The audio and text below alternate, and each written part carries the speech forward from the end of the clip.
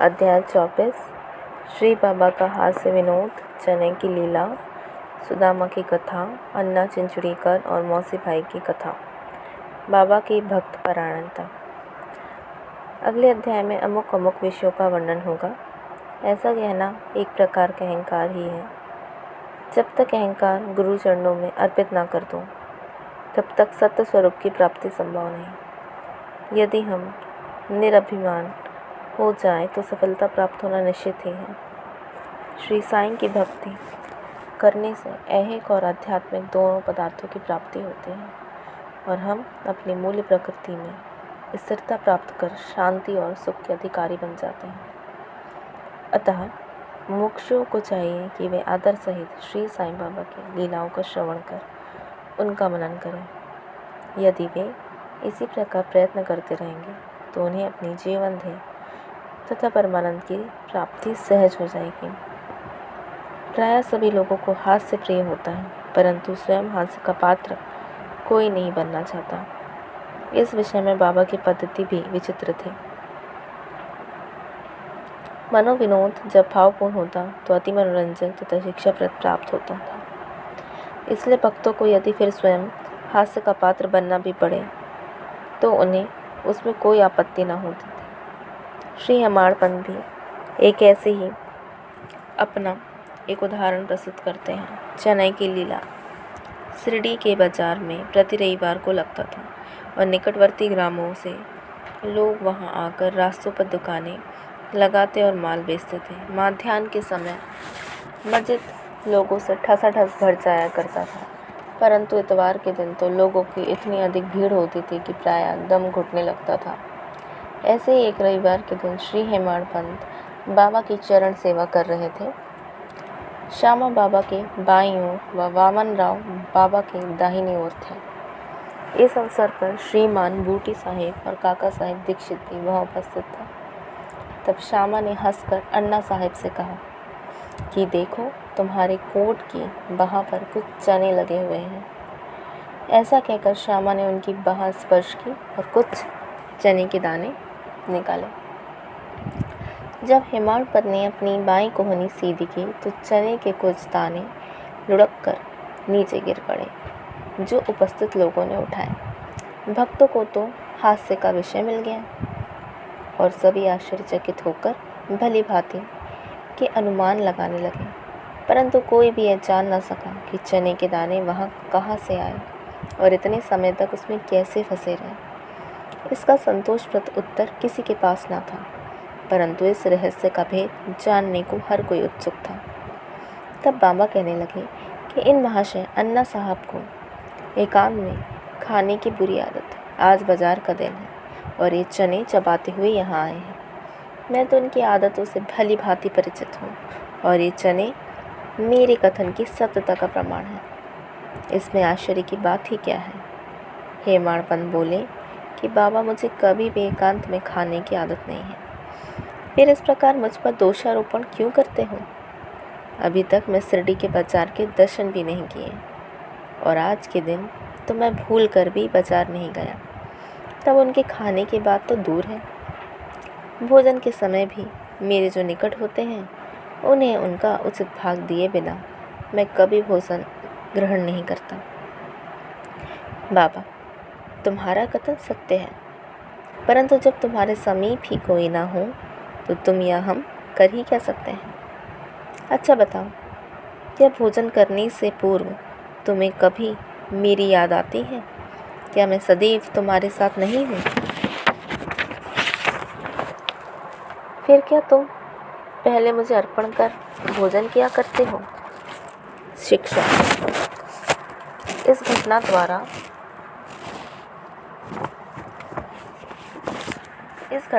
बाबा शिक्षा प्रदान कर रहे हैं कि थोड़ा इस ओर ध्यान देने की आवश्यकता है। इसका सारांश यह है कि इंद्रियां, मन और बुद्धि द्वारा पदार्थों का रसास्वादन करने के पूर्व बाबा का स्मरण करना चाहिए। उनका स्मरण ही अर्पण की एक विधि है। इंद्रियां अपना विषय पदार्थों की चिंता किए बिना कभी नहीं रह सकती। इन पदार्थों को भोग से पूर्व ईश्वर अर्पण कर देने से उनकी आसक्ति स्वभावतः नष्ट हो जाती है। इसी प्रकार समस्त इच्छाएं, क्रोध और तृष्णा आदि कुप्रवृत्तियों को पहले ईश्वर अर्पण कर गुरु की ओर मोड़ देना चाहिए। यदि इसका निराभ्यास किया जाए तो परमेश्वर तुम्हारी कुप्रवृत्तियों के दमन में सहायक होंगे। विषय के रसास्वादन के पूर्व वहाँ बाबा की उपस्थिति का ध्यान अवश्य करना चाहिए। तब विषय उपभोग के उपयुक्त है या नहीं, यह प्रश्न उपस्थित हो जाएगा और आचरण में सुधार होगा। इसके फलस्वरूप गुरु प्रेम में वृद्धि होकर शुद्ध ज्ञान की प्राप्ति होगी। जब इस प्रकार ज्ञान की वृद्धि होती है तो दैहिक बुद्धि नष्ट हो चैतन्य घन में लीन हो जाती है। वस्तुतः गुरु और ईश्वर में कोई पृथकत्व नहीं होता और जो उन्हें भिन्न समझता है वह तो निरा अज्ञानी है और उसे ईश्वर दर्शन होना भी दुर्लभ है। इसलिए समस्त भेदभावों को भूलकर गुरु और ईश्वर को अभिन्न समझना चाहिए। इस प्रकार गुरु सेवा करने से ईश्वर कृपा प्राप्त होना निश्चित ही है और वे तभी हमारा चित्त शुद्ध कर हमें आत्मानुभूति प्रदान करेंगे। सारांश ये है कि ईश्वर और गुरु को पहले अर्पण किए बिना हमें किसी भी इंद्रिय ग्राह्य विषय का रसास्वादन ना करना चाहिए। इस प्रकार अभ्यास करने से भक्ति में उत्तरोत्तर वृद्धि होगी। फिर श्री साईं बाबा की मनोहर सगुण मूर्ति सदैव आंखों के सम्मुख रहेगी, जिससे भक्ति, वैराग्य और मोक्ष की प्राप्ति हो जाएगी। ध्यान प्रगाढ़ होने से श्रद्धा और संसार के अस्तित्व की विस्मृति हो जाएगी और सांसारिक विषयों का आकर्षण स्वतः ही नष्ट होकर चित्त को शुद्धि, सुख और शांति प्राप्त होगी। सुदामा की कथा। उपयुक्त घटना का वर्णन करते करते हेमाड़पंत को इस प्रकार की सुदामा की कथा याद आ गई, जो ऊपर वर्णित नियमों की पुष्टि करती है। श्री कृष्ण अपने ज्येष्ठ भ्राता बलराम और अपने सहपाठी सुदामा के साथ संदीपनी ऋषि के आश्रम में रहकर विद्या का अध्ययन किया करते थे। एक बार कृष्ण और बलराम लकड़ियाँ लाने के लिए वन गए। संदीपनी ऋषि की पत्नी ने सुदामा को भी उसी कार्य के निमित्त वन भेजा तथा तीनों विद्यार्थियों के खाने के लिए कुछ चने भी उन्होंने सुदामा द्वारा भेजे। जब कृष्ण और सुदामा की भेंट हुई तो कृष्ण ने कहा, दादा मुझे थोड़ा जल दीजिए, प्यास अधिक लग रही है। सुदामा ने कहा, भूखे पेट जल पीना हानिकारक होता, इसलिए पहले कुछ देर विश्राम कर लो। सुदामा ने चने के संबंध में ना कोई चर्चा की और ना ही कृष्ण को उनका भाग दिया। कृष्ण थके हुए थे, इसलिए सुदामा की गोद में अपना सिर रखकर वे प्रगाढ़ निद्रा में निमग्न हो गए। तभी सुदामा ने अवसर पाकर चने चबाना प्रारंभ कर दिया। इसी बीच में अचानक कृष्ण पूछ बैठे, दादा तुम क्या खा रहे हो और यह कड़कड़ की ध्वनि कैसी हो रही? सुदाम ने उत्तर दिया कि यह खाने को है ही क्या, मैं तो शीत से काँप रहा हूँ और इसलिए मेरे दांत कड़कड़ कर रहे हैं। यह सुनकर अंतर्यामी कृष्ण ने कहा, दादा मैंने अभी स्वप्न में देखा कि एक व्यक्ति दूसरे की वस्तुएं खा रहा है। जब उससे इस विषय में प्रश्न किया गया तो उसने उत्तर दिया कि मैं धूल खा रहा हूँ। तब प्रश्नकर्ता ने कहा, ऐसा ही हो दादा, ये केवल स्वप्न था।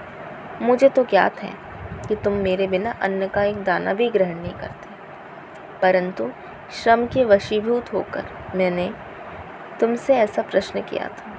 यदि सुदामा किंचित मात्र भी कृष्ण की सर्वज्ञता से परिचित होते तो वे इस भांति का आचरण कभी ना करते। श्री कृष्ण के लंगोटिया मित्र होते हुए भी सुदामा को अपना शेष जीवन दरिद्रता में व्यतीत करना पड़ा, परंतु केवल एक ही मुट्ठी चावल या पोहा जो उसकी पत्नी सुशीला ने अंतिम परिश्रम से उपार्जित किए थे, भेंट करने पर श्री कृष्ण बहुत प्रसन्न हो गए और उन्हें उसके बदले में सुवर्ण नगरी प्रदान कर दी, जो दूसरों को दिए बिना एकांत में खाते हैं। उन्हें इस कथा को सदैव स्मरण रखना चाहिए। श्रुति भी इस मत का प्रतिपादन करती है कि प्रथम ईश्वर को ही अर्पण करें तथा उच्छिष्ट हो जाने के उपरांत ही उसे ग्रहण करें। यही शिक्षा बाबा ने हास्य के रूप में दी। अन्ना चिंचड़ीकर और मौसीबा। अब श्री हेमाड़ पंत पर एक दूसरी हास्यपूर्ण कथा का वर्णन करते हैं, जिसमें बाबा ने शांति स्थापन का कार्य किया। दामोदर घनश्याम बाबरे उपनाम अन्ना चिंचड़ीकर बाबा के भक्त थे। वे सरल, सुदृढ़ और निर्भीक प्रकृति के व्यक्ति थे। वे निर्डरता पूर्वक स्पष्ट भाषण करते और व्यवहार में सदैव नगद नारायण से थे।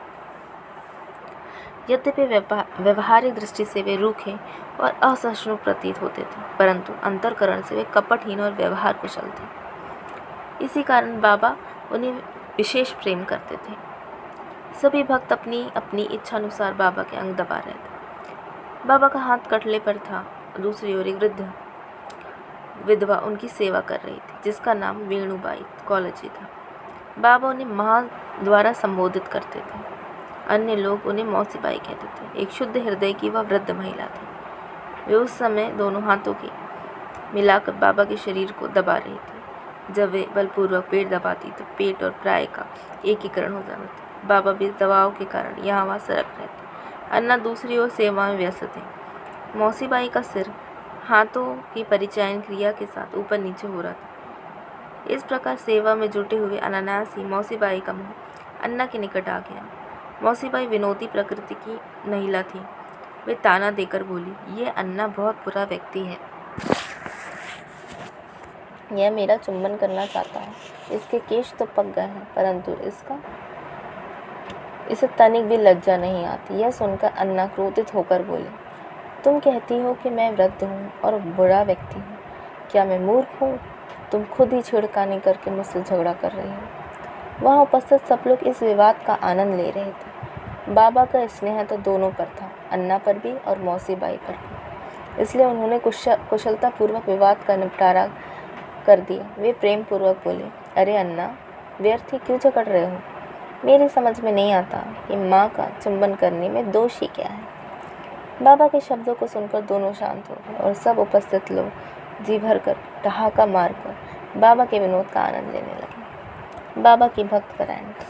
बाबा भक्तों को उनकी इच्छा अनुसार ही सेवा करने दिया करते थे और इस विषय में किसी प्रकार का हस्तक्षेप उन्हें सहन न था। एक अन्य अवसर पर मौसीबाई का पेट बलपूर्वक मसल रही, जिसे देखकर दर्शक व्यग्र होकर मौसीबाई से कहने लगे, माँ, कृपा कर धीरे धीरे पेट दबाइए। इस प्रकार मसलने से बाबा की अंतड़ियाँ और नाड़ियाँ टूट जाएं।